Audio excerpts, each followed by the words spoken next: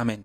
Muy buenos días, muy buenas tardes o muy buenas noches, mi hermano, dependiendo a la hora que vea este video. Que el Señor nos bendiga y sea bienvenido a esta clase de cristianismo básico dirigida a nuestros jóvenes de la Iglesia Segunda San Miguel.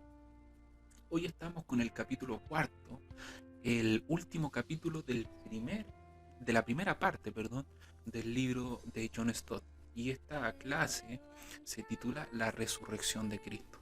Anteriormente hemos visto tanto las pretensiones de Cristo, las manifestaciones de Cristo, quién es Cristo, quién dice ser Cristo y quién la iglesia cree que es Cristo. Así que vamos a culminar esta primera parte de nuestro curso, que es la persona de Cristo.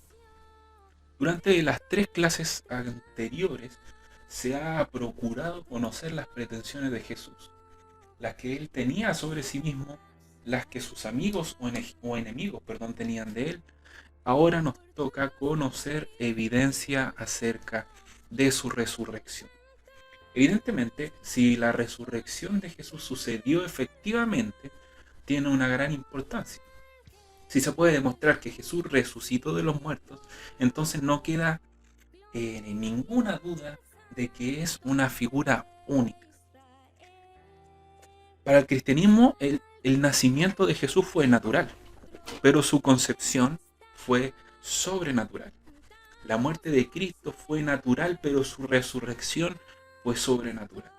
Su concepción milagrosa y su resurrección no prueban su deidad, pero son consecuentes con ella, nos dice John Stott. Lucas, en su libro Hechos de los Apóstoles, señala que existen suficientes pruebas para determinar su resurrección. No nos aventuraremos a decir como Thomas Arnold que la resurrección de Cristo es el hecho mejor probado de la historia de la humanidad, pero seremos claros, como muchos expertos imparciales, muchos de ellos no creyentes, de hecho la mayoría de ellos no creyentes, que la evidencia sobre la veracidad o no de la resurrección de Jesús es extremadamente buena. Sir Edward Clarke, un político y abogado británico bastante prestigioso, que incluso ocupó puestos del gobierno inglés, señaló: como abogado he realizado un estudio prolongado de las evidencias de los sucesos ocurridos el primer día de la resurrección. Para mí la evidencia es concluyente, y tal vez he conseguido veredictos de la Suprema Corte con evidencias que no eran tan determinantes. La inferencia que ofrecen los evangelios al respecto pertenecen a esta clase, y como abogado yo la acepto sin reservas como testimonio de hechos veraces que ellos pudieron comprobar. Es decir, este abogado utilizó un método de análisis secular, es decir, no cristiano.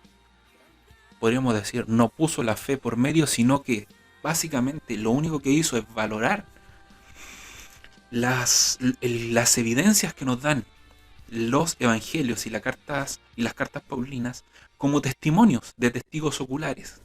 Y él llega a la conclusión de que son evidencias determinantes y que ha conseguido veredictos a su favor con evidencias menos claras que la que nos dan los evangelios. ¿Cuál es la evidencia que nos aportan los evangelios, las cartas paulinas y el Nuevo Testamento acerca de la resurrección de Cristo? Y estas las podemos resumir en 4 puntos para un mejor entendimiento. Primero, como primera evidencia, el cuerpo había desaparecido. Segundo, los lienzos estaban en orden. Ya vamos a explicar todas estas evidencias. Tercero, el Señor fue visto, obviamente luego de su muerte.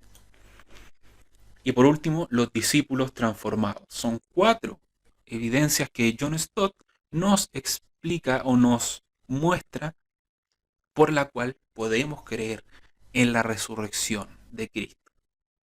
Recordemos que se están tomando evidencias desde un punto de vista secular. Como lo dijimos, se está tomando el Evangelio como testigos oculares. Por un momento, podemos decir que podríamos dejar de a un lado la fe y solamente ir a evidencia material. Primero, la primera evidencia acerca de la resurrección de Cristo, el cuerpo había desaparecido. Los cuatro evangelios nos narran que las mujeres temprano en la mañana encontraron la tumba vacía de Jesús. Poco después los apóstoles comenzaron a predicar que había resucitado. Por ello sufrieron muerte, persecución y muchas otras vejaciones por las autoridades judías y romanas. Y esto hubiera sido imposible si tan solo al caminar algunos pasos dentro de Jerusalén visitaran la tumba en la que encontrarían a Jesús. La tumba, por tanto, de Jesús estaba vacía. Y eso es un hecho para los apóstoles y los discípulos que estuvieron con Jesús. Veamos algunas de las explicaciones que se le han querido dar a este hecho. Nuestra evidencia, por tanto, expuesta primera es que el cuerpo de Jesús había desaparecido. Nuestra explicación como cristianismo es que el Señor lo levantó de entre los muertos como el mismo Maestro lo había dicho. Pero el mundo secular ha querido objetar esta evidencia de varias maneras que lo vamos a estudiar ahora. La primera objeción a esta evidencia: las mujeres se dirigieron a un sepulcro equivocado. Se señala que aún estando oscuro en la mañana y las mujeres embargadas por el dolor se equivocaron de sepulcro, llegando a uno vacío y no a la tumba del maestro. Por tanto, no encontraron cuerpo alguno. Esta es la primera teoría que pretende destruir la concepción cristiana de la tumba vacía. La teoría es razonable, podríamos decirlo, pero la verdad no resiste análisis. Partamos de la base que las mujeres no eran tontas. Por lo menos, la Biblia nos dice que dos de ellas estuvieron presentes cuando José de Arimatea y Nicodemo, que son aquellos que piden a Pilato el cuerpo del Mesías, lo pusieron en el sepulcro. Al menos dos de estas mujeres habían observado el proceso del ritual de la muerte y ellas incluso venían a completar este ritual. Por tanto, es difícil pensar que se equivocaron de tumba. Por otro lado, Juan y Pedro, los apóstoles de Cristo, también llegaron a ese sepulcro al escuchar a las mujeres que la tumba estaba vacía, sin ir, nos dice el Evangelio, con las mujeres. Entonces debemos creer, según esta teoría, que hubieron en ese momento dos errores en un mismo hecho. Es decir, se equivocaron las mujeres temprano en la mañana al llegar a otra tumba. Luego las mujeres van a hablarle a los discípulos que el Señor había resucitado y los discípulos, corriendo, nos dice Juan, y nos dice específicamente Juan, que él corrió más rápido que Pedro, se equivocaron también al llegar a otra tumba. Es decir, dos errores en uno. Pero agregamos otra inconsistencia de esta teoría. Además, los evangelios nos agregan que Nicodemo también fue más tarde a la tumba al escuchar que el sepulcro estaba vacío. Por tanto, esta teoría pretende sostener que incluso aquel que puso el cuerpo de Jesús en el sepulcro se equivocó de tumba. Por tanto, como dijimos, esta teoría no sostiene análisis. Deberíamos creer que sucedieron tres hechos tremendamente improbables en un mismo día, personas totalmente diferentes que no iban juntas. Por tanto, podemos, sin temor, descartar esta primera teoría de que las mujeres se dirigieron a un sepulcro equivocado y nuevamente podríamos poner en el lugar que se merecen a estas mujeres que fueron las primeras en anunciar las buenas nuevas de la resurrección del Maestro. Segunda teoría o segunda objeción a la resurrección, a la tumba vacía de Cristo. Y es que la muerte de Cristo no fue una muerte, sino que en la cruz solamente Cristo se desmayó. Como decíamos, esta teoría sostiene que Jesús no murió en la cruz, sino que solo se desvaneció y una vez puesto en el sepulcro, recobró la conciencia, salió medio muerto y se les apareció a sus discípulos en algunas ocasiones. Y podemos decir sin temor a dudas que esta es una de las teorías o objeciones más ridículas que se han levantado durante la historia del cristianismo. Se nos narra que Jesús en los evangelios fue azotado por varias horas y varias veces antes del juicio y antes de la cruz, perdón. Fue clavado en la cruz por varias horas. Fue bajado inerte de la cruz y fue sepultado. Luego de todos estos pasos es lógico que Jesús haya muerto. Ahora bien, se señala que aparte de no morir, es decir, de haber solamente desmayado, Jesús tuvo, al recobrar su conciencia, la capacidad y la fuerza de sacar la piedra del sepulcro, escabullirse de entre los guardias y luego aparecerse a sus discípulos. Ahora bien, la Biblia deja claro que Jesús murió en la cruz y da una prueba bastante lógica y que no dejaría sin que no deja duda alguna. Antes de ser bajado de la cruz, un soldado romano le atravesó el costado con una lanza de la cual nos dicen los evangelios salió agua y sangre, y esto se hizo justamente para asegurarse de que Jesús estaba muerto. Pilato entregó el cuerpo a José de Arimatea solo porque sabía y estaba absolutamente seguro de que Jesús había muerto en la cruz. En definitiva, esta teoría es la más difícil de creer. Tercera teoría o objeción a la tumba vacía. Ciertos ladrones se robaron el cuerpo.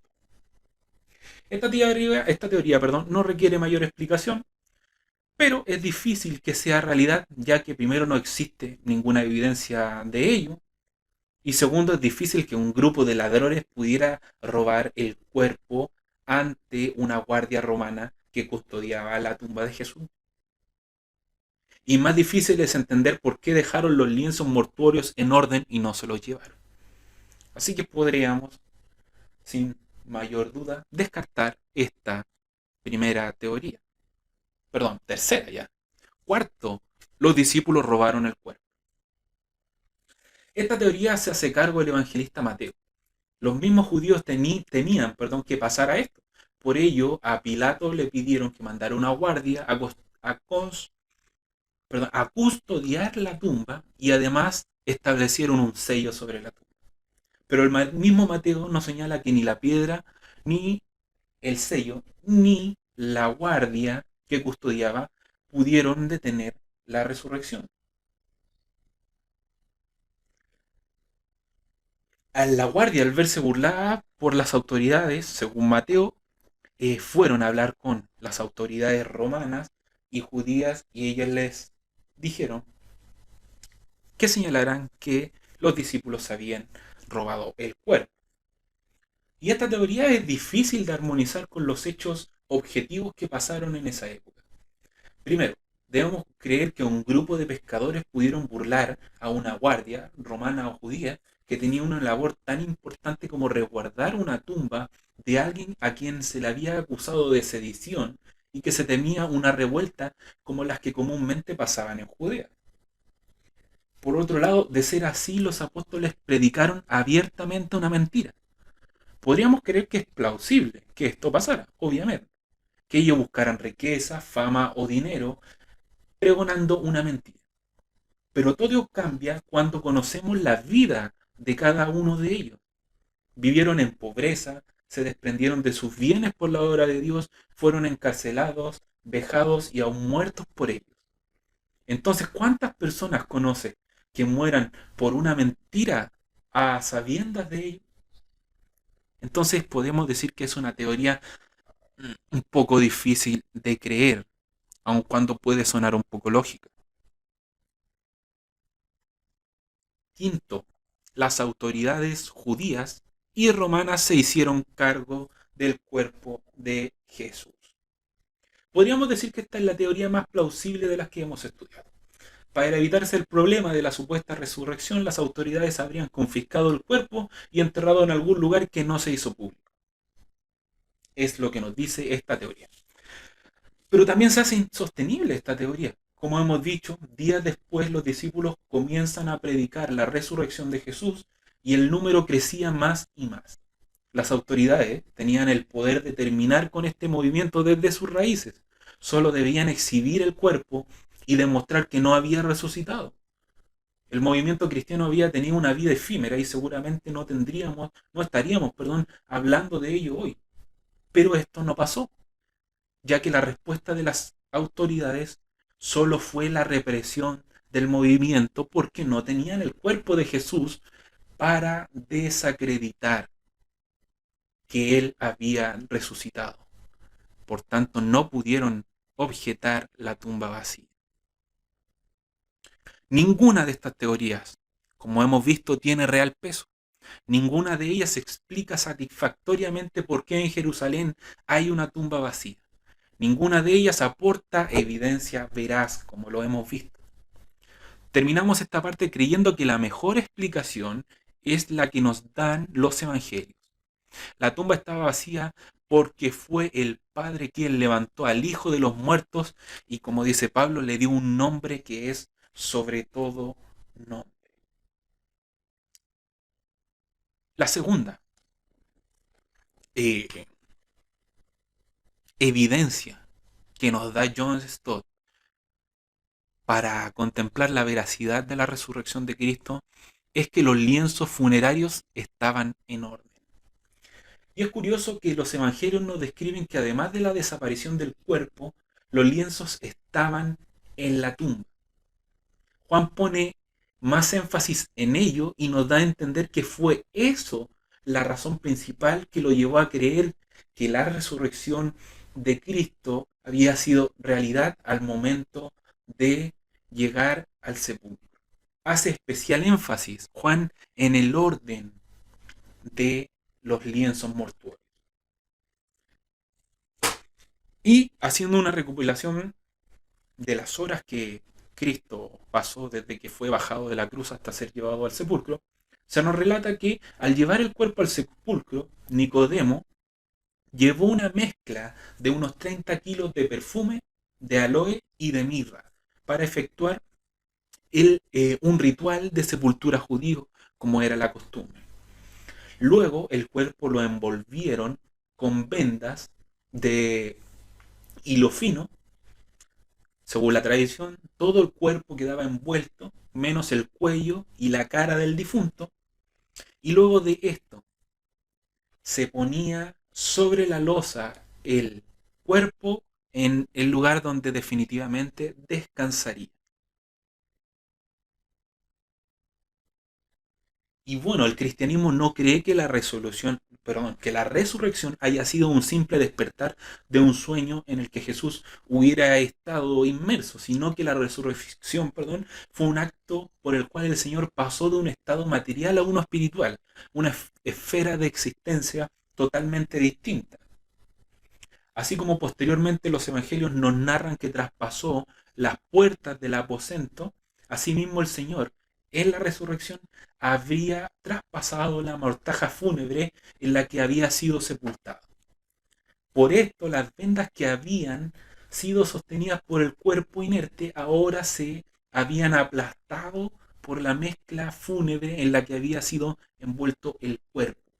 La parte de la cabeza, como dijimos anteriormente, estaba separada de la del cuerpo por la cara y el cuello. Y justamente es lo que nos narra Juan en el capítulo 20. Solo esta imagen bastó para que Juan creyera. Los lienzos no habían sido tocados ni alterados por mano humana. Simplemente estaban allí aplastados por el peso del perfume. Peso que ya no podía sostener el cuerpo que había desaparecido de ahí. La posición de los lienzos y la desaparición del cuerpo son evidencias de la resurrección en la que los discípulos y las mujeres creyeron.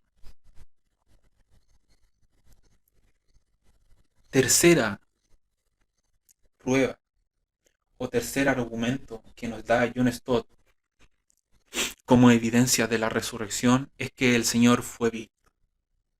La Biblia nos relata que por 40 días el Señor se apareció a sus discípulos. De estas apariciones se describen al menos 10, y es absolutamente probable que muchas de ellas no quedaran registradas en los evangelios. Algunos de ellos que vieron al Señor fueron María Magdalena, los 10 discípulos escondidos en el aposento alto, luego los 11 juntos, en el cual por fin Tomás pudo creer. Se le apareció a sus hermanos, a los discípulos que iban camino a Emaús, y como agrega Pablo, a otros 500 hombres, de los cuales muchos vivían en la época que escribió Pablo, y él decía podían dar testimonio de esto. Y es evidente que la resurrección de Jesús fue de conocimiento público para aquellos a quienes se le habían aparecido. Posteriormente, el mismo Pablo nos agrega que como última persona que vio al Maestro fue él camino a Damasco. Y no podemos tirar por la borda estos testimonios que consignan los evangelios y las cartas de Pablo.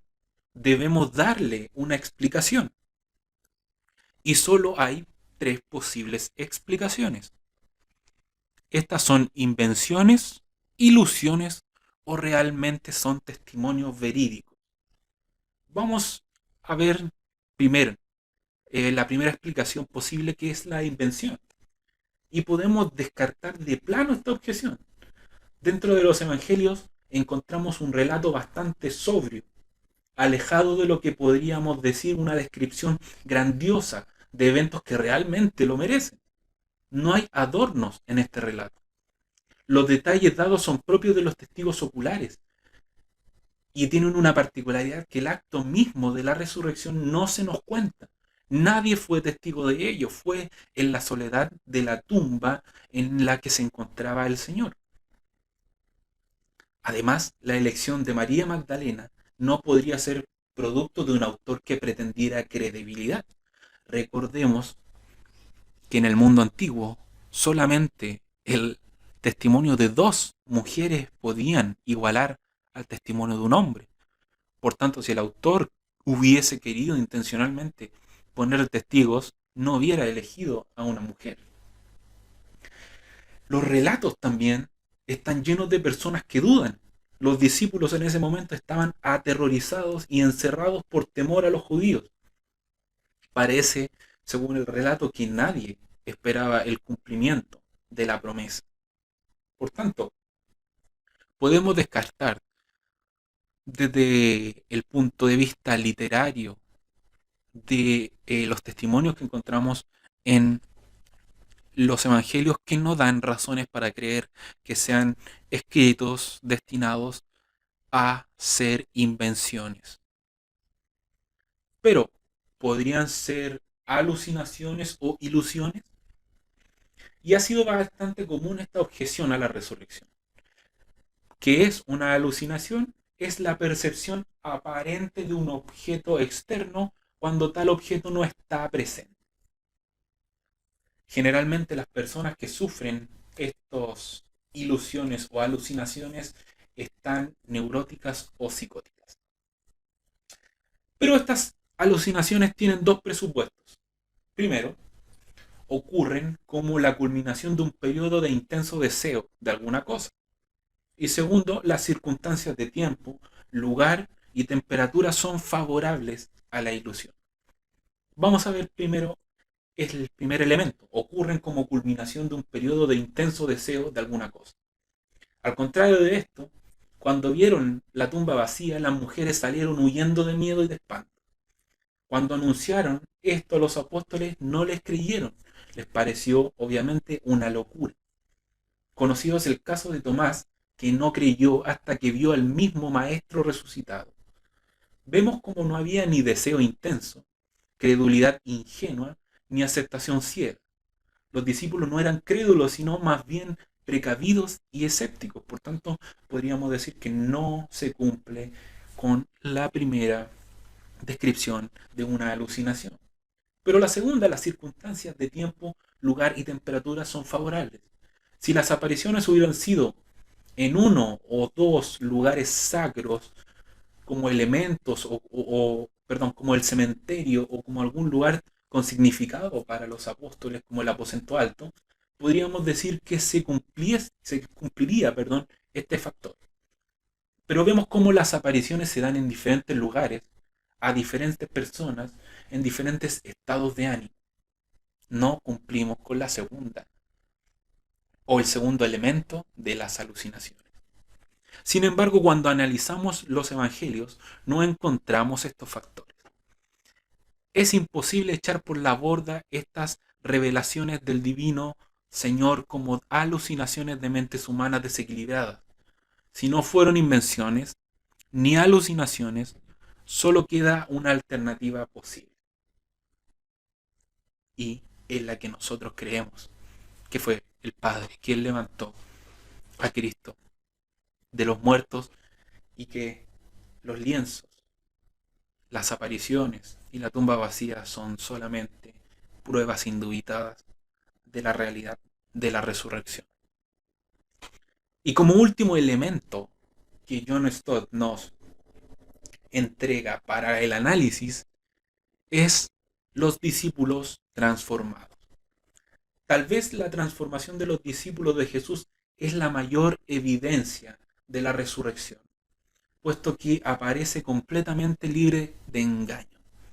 Los hombres que aparecen en las páginas de los evangelios son totalmente diferentes a los que aparecen en los hechos de los apóstoles.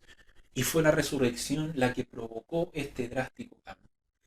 Pasaron de estar asustados y encerrados a tomar valor y difundir por todo Israel las buenas nuevas de salvación. Podemos tomar dos ejemplos de esto. Pedro, el discípulo de Jesús. Al ser arrestado Jesús, no solo lo abandonó, sino lo negó, no una, sino 3 veces. Huyó y se escondió por temor a los judíos. Pero luego, unas páginas más adelante, vemos cómo está gritando públicamente que es seguidor de Jesús y llamando a los judíos al arrepentimiento por haberle dado muerte. En su labor está haciendo discípulos para Jesús. Otro ejemplo podemos verlo en Santiago. Santiago o Jacobo era hermano carnal de Jesús. La Biblia nos habla que el maestro tenía varios hermanos, hijos de José y María. Y se nos agrega que ellos no creían en Jesús ni en su ministerio. Incluso se avergonzaban de lo que predicaba Jesús.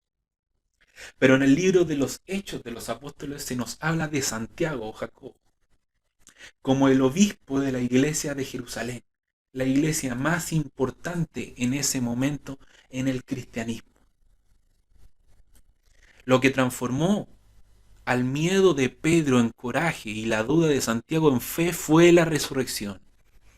Esta cambió el sábado en domingo, o el Shabbat en domingo, y el remanente judío en la iglesia cristiana. Estas son las evidencias de la resurrección. El cuerpo desaparecido, los lienzos estaban en orden, el Señor fue visto, los discípulos fueron transformados. Nada explica tan adecuadamente estos fenómenos como la gran afirmación cristiana.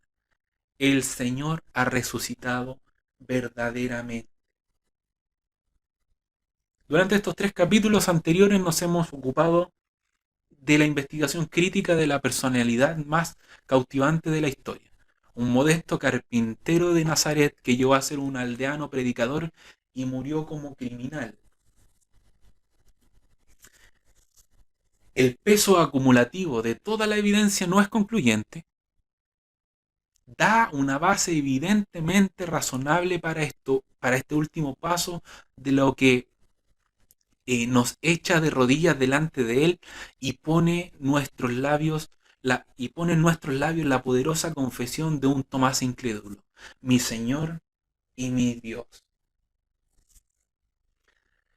Hemos terminado, mis hermanos, esta primera parte. Y el único motivo que me lleva a hablar de esto es exaltar la persona de Cristo, nuestro único Salvador, el Hijo de Dios, el único mediador entre Dios y los hombres, Jesucristo hombre. Y el único objetivo que deseo que quede en sus vidas y en la mía es que, como dice el libro de Hebreos, contemplemos al Hijo de Dios. Que tal vez si llevas mucho tiempo en la iglesia y no te habías detenido a pensar quién es realmente Jesús en la Biblia y en tu vida, lo hayas podido hacer. Que si tal vez ya lo hayas pensado, encuentres fundamentos y encuentres bases que te puedan llevar a ti a hacer aún más sólida esa creencia de fe en tu vida y que la puedas compartir con la persona que se te ponga enfrente tuyo. No para contender, sino para, como Pablo, buscar más seguidores para Jesús. Es importante que confesemos como la iglesia primitiva que Jesús es el Señor. Hoy estamos en un tiempo de libertad en el que lo podemos hacer.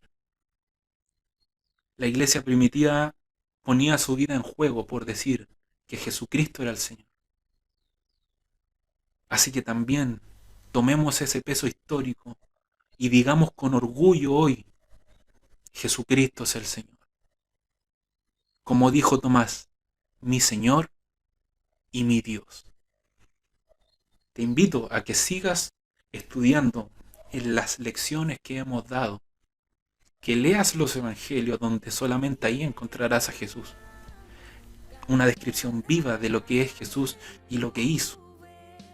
Las lecciones están en YouTube, están en el grupo de Facebook, están en el grupo de WhatsApp. El libro también lo he enviado al grupo de WhatsApp, al grupo de Facebook. Los apuntes que hemos resumido casi 100 páginas en 13 páginas también están ahí. Lo único que tienes que hacer es leerlo o escucharlo y atesorarlo en tu corazón. Así que hemos terminado esta primera parte de la persona de Cristo. Tal vez esta fue una lección un poquito más extensa y un poquito más densa, pero necesaria. Así que ya desde la próxima clase comenzaremos a estudiar la parte 2 del libro, donde hablaremos del pecado. Que el Señor te bendiga y espero que te haya gustado esta lección. Nos vemos.